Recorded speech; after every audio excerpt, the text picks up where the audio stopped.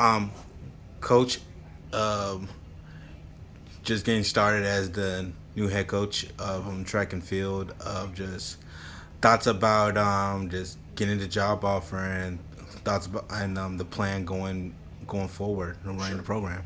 Yeah. I'm really excited. I mean, Florida State has a tremendous history in track and field, and I'm honored to even be considered for the job. And I'm excited to be able to try and uphold the legendary status of Coach Breman and Coach Roberts and Coach Long that came before me. And I think it's a really, really good opportunity here to build an amazing program, been a great institution. I'm pretty fortunate to kind of worked here for 5 years and kind of know the ins and outs and whatnot. But I'm excited about the direction we're going to be able to go. You mentioned about working with under Bob Breman. What were some of the things that you learned being working under him, and Sure. what are some of the tools that you're gonna bring along with the kind of culture that you want to bring to track and field? Sure. One of the things I thought Coach Raymond did really well is he allowed his coaches to coach, and he always seemed to be sort of unfazed by anything that happened, good, bad, or otherwise. Like he stayed pretty even keeled, and like that to me is something you can always like learn. Like when you get into battle or whatever, just kind of stay calm and just kind of take things as they come. And he's won a lot, a lot of ACC titles, national championships, and whatnot. So it was really good to get that opportunity to kind of just see how he approach things, from being a head coach, how he mentored his younger coaches, how he allowed coaches to coach, things like that. What was the best advice he's ever gave you? I don't know if he's necessarily an advice guy, but it's definitely I watch a lot, so Sure. I'm a third kid, so I did a whole lot of watching my brothers mess up and do things right or whatever, and so like one of the biggest things that I saw him do, to be honest with you, was like he had a good relationship with the kids. He had a good relationship with his assistant coaches, and so I think that mentorship aspect is something that I kind of really grasp from him as far as making sure that I do a good job and carrying that torch for him as well. How would you describe your coaching style, or like what is something that you want to bring to the Florida State that we probably not haven't seen with the level of success that Florida State has? Gotcha. I mean, I don't know that I bring necessarily something that they've never seen before, but I definitely feel like I um, bring an international flavor to things. So I've got a lot of experience on the international level in sprints, jumps, hurdles, all that kind of stuff. And so my perspective is probably just a little bit different on what the expectation level is going to be here, and the type of people that we're going to bring into the program. And so I think that kind of gives me just a different angle on the way that I do things. And I don't want to wholeheartedly change the way it's been done here. They've been highly successful. I think I just want to, like I said, put a twist on that, bring my own experiences to the table, and kind of help these young people get better and better and better, and help them kind of move along with the aid of that personal experience. Where are some of the places have you been? Um, I'm sure you've been. I'm sure you've been all over the globe. I can I imagine. have. I have 50 to 60 countries, to be honest with you. I kind of quit counting or whatever, but on 6 continents for track and field. So I've been Olympic Games, World Championships, all that kind of stuff. So have a really unique opportunity to kind of meet people from all over the world, and compete in different places as a coach, and being able to be all the places that a lot of these kids want to go to, whether it's Olympic Games or World Championships or under 20 championships, all those different things. So I can provide that sort of framework for them as far as how do we go from point A to point B, if this is your goal or this is your goal, whatever those goals are, I can kind of connect the dots for them. Seeing coaches in general, how they recruit internationally. Um, I'm curious in myself of how what's the approach of convincing an athlete to leave their homeland to come to a Sure. university? What was like would be the best recruiting approach? Well, I mean, first of all, it's all about making a connection. So if someone's going to move across the globe, they got to feel like this is going to be a worthwhile life change, because it isn't just moving down the street. They've got to feel like this is something that's going to be life changing for them. So you got to provide a vision for them about what you can provide them education wise, community wise, training. You got to present an entire package for them.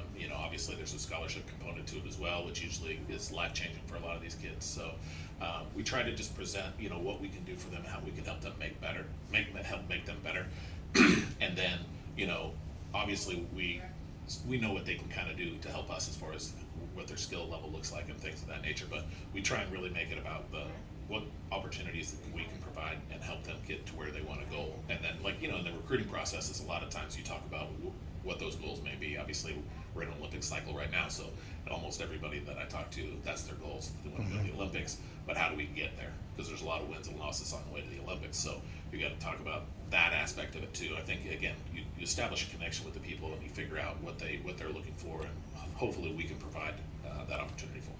What do you look for in a specific athlete, or like, is it more like of not only just having to elevate the program, but just from a personal side or something that as a student, like, what do you look for when you're recruiting? Just it doesn't necessarily have to be internationally, but domestic as well. What do you Sure. look for in an I athlete? think one of the things that is really the word we use a lot is we're looking for good humans. So for us, that what that means is we're looking for people that are going to be good citizens when they come to Tallahassee. We want them to be good teammates. We want them to be good people, first and foremost. And then obviously we're looking for people that are phenomenal athletes, great body types for whatever their event is and all that kind of stuff. We want people that want to take academics seriously. So we're looking for high achievers on a wide variety of different things. We want them, like I said, we want them to be good at a lot of different things. And so that weeds a lot of people out in the recruiting process, to be quite honest with you. And so when we discuss that with the recruits, we're always looking for people that want similar ideals. And I think when you talk about those similar ideals, you either draw the people in that you want or kind of push away the people you don't want. So I think that, again, that connection that you make during the recruiting process, I think is vital. Seen this past season of how a great year for you guys. Sending a good amount of people to the state championship, and seeing some a good amount coming back, and some gonna be leaving as well. Just what would be like the mindset for the returning players, and what are some that you're looking forward to? Some of the who are coming back for this year. Sure. I think the biggest mindset, it's not a huge change, but I definitely want it to be just an understanding of, like, raise the expectations, right? Raise the expectations for yourself, raise the expectations for your teammates, raise the expectations for your coaches. And if we can continually raise those expectations and hold each other accountable, we're going to be good. Because as you said, there's been really good people in this program already. We're going to bring new people in. And I think as we continue to raise those expectations, we're going to get back to that championship culture and making sure we're winning championships, not just the ACC, but the NCAA level. What is your way of how to identify a leader, especially for whether it's an upperclassman or even an established underclassman? How do you identify of what makes a leader on Sure. the team? Well, I think leaders tend to reveal themselves. It's not so much I have to go looking for them. They usually show themselves to me or show themselves to the other coaches or the other teammates, either whether they're leading by example or they're a vocal leader or something like that. That usually tends to come out, and sometimes it comes out in the most interesting ways. So it's not necessarily something that I would say, hey, they have to fit this role or do that, but they usually, just like I said, they reveal themselves in a variety of different ways. You don't want to single them out, but is there any few of the return players who are already showing that leadership role already? Yeah, I mean, we've actually got a couple of younger people that have kind of walked in the door and done a nice job as freshmen, but, like whether they're scoring points or not scoring points, but they take on that a little bit of the personality, sort of is a natural leader. And I think that's kind of normal. When you're in high school, a lot of times you're the best kid on the team, and so you sort of take on that. People look up to you, and so that natural ability kind of works its way in. And just because you like I said, you walk in as a freshman and maybe they don't expect you to be a leader, but I think that a lot of times those really talented younger kids come in and they have that personality. They don't know how to not have that leadership quality, and so that starts to, you can see it. Like I said, it starts to present itself a little bit more. So I think Leanna Tyson is somebody that has done a really, really nice job on the women's side, and British Wilkerson on the men's side has done a really nice job. If he's got some good leadership qualities, they were both freshmen last year, and I think that there are people that are going to continue to lead us as the seasons go by. Deja really had a phenomenal sophomore year. Yeah. How do you, for someone like her who is just getting her feet wet, how you want to follow up with that? And I'm sure there's expectation with her regard. Yeah, like I think Deja's a perfect example of what we've been able to do here in the time that I've been here. So Deja is the fourth different school record holder we've had in the 100-meter dash on the women's side since I got here. So we had a new one every single year, and she's obviously been phenomenal, and she's tremendous talent and whatnot. We want to continue to help her get better, and then we want to continue to bring up other people like in those event areas. Shanice Walker is another one that I think is really tremendously talented, and I feel like she's someone that can compete for that school record as well. So I think there's a whole lot of just continuing to develop people and build people up personally, build them up, get them to believe in themselves and that type of thing. So I think that with her belief in herself has been a huge thing as far as her development. I'm sure you've been keeping up with the Olympics, or at least you try to. I know with your busy schedule. Yeah. Seeing some of the FSU athletes, I mean, like Jeremiah getting there, just is there a time where you had that coaching, you from a coaching side, how much you're proud of him, but actually just watching them on television, like you root for them or supported them, like when does it turn on and off when it comes to a coaching, watching their fellow athlete on television? Sure. Well, I've been pretty fortunate. This is my 5th Olympic Games to have people competing in it. So whether I was their direct coach, and watching somebody like Jeremiah, it's his first time. I think he did an excellent job of navigating it. And I'm sure he didn't quite get to where he wanted to go exactly. I'm sure he wanted a medal and he wanted to make the finals and everything. But he performed really well at that championship. And I think as a head coach, as somebody that's been in those experiences before, I think that first one is the one you'll remember the most, whether it goes good or bad. You'll remember all the little tiny details. And so I think the most important thing about it is never take it for granted, because you don't know if you're going to get back, and make sure you enjoy that experience, because it is life-changing. Like, it's completely different than you can ever imagine until you get there. And then when you get there, you just kind of try and take it all in. So yeah, it's a pretty amazing experience. What do you tell your athletes who has high aspirations of wanting to be an Olympian one day? What do you tell them, or like what, as far as dedicating and hard work, what do you tell them if they want to get to that, or want to get to that level?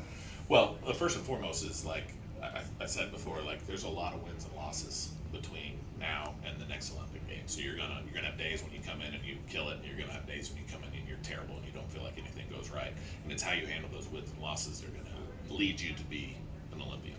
And I think that those wins and losses are gonna help you win or lose when you get to that Olympic Games, if that makes any sense. So I think you're a collection of all of those things as you go through it.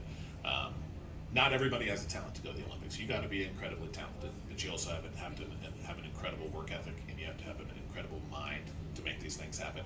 I think every level that you go up, from high school to junior college to NCAA to professional ranks, you basically get separated not by talent necessarily, but usually it's what's between your ears. Like that mental ability to perform when it matters, because that is the thing that seems to separate everybody the most. And so if you can continue to build that as you're learning how to win and lose, as you're learning how to push your body to its extreme limits or whatever, I think those type of things are going to better prepare you long term for that Olympic development. So it can happen. We've had a lot of people through Florida State, through my personal career, that have gone to the Olympics that probably didn't think they could do it ever. I've been pretty fortunate over my career to have a lot of people do that. And that's an amazing thing to accomplish. And I think that a lot of people think that there's some other magical way to make things happen.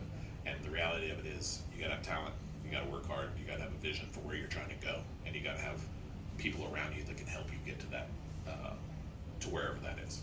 Who are some of the Olympians that you've worked with? Quite a few. Tamari Henry, Michelle Liai, Ramona Burchell, Shane Brathwaite, Ryan Brathwaite. I'm sure I'm forgetting quite a few. Charisma Taylor is there right now. Sure. So I've been fortunate. Alonzo Edward is one of my best ones ever with, and like there's a pretty good list of people down the years that I've been fortunate enough to work with. How are they as far as just as people? Just They're working awesome, with them. man. Like, I owe my entire career to those people. So I think that the biggest thing is, at some point in their career, they took a risk on me, and I was able to help them, in their journey, whether for a short time or a long time during their career. But man, I'm incredibly grateful for all those people that have come into my life and taken a risk on me to be their, as far as me being their coach and helping guide them and all that kind of stuff. And it's I've been at a variety of different levels and different locations and things of that nature. But yeah, all of them have been fantastic. Cross country is around the corner. What are some of you looking for with some of your distance runners as they get ready for cross country? Sure. Like I think as far as that goes, we're excited about the new year. We've got a lot of new recruits, especially on the women's side. We've got a whole lot of new recruits that Coach Halsey has signed, and I think we should be much improved there. And I think that we'll see how the development's gone through the summertime with some of the things on the guys. I think Kitas Masinga is a kid that's going to be really, really good for us on the men's side, and I think Agnes Matai is going to be really good on the women's side. And then obviously we've got a lot of people behind them. We've got some good freshmen on the women's side that should help. Lily Gwynn was one of the top level recruits that we were able to sign, and I think she's going to be an exciting one to watch as the season goes on and she matures a little bit. Okay, okay. Is there anything else you want to say before I let you go? I'm good, man. Hopefully I was able to give you some good info. Oh, that's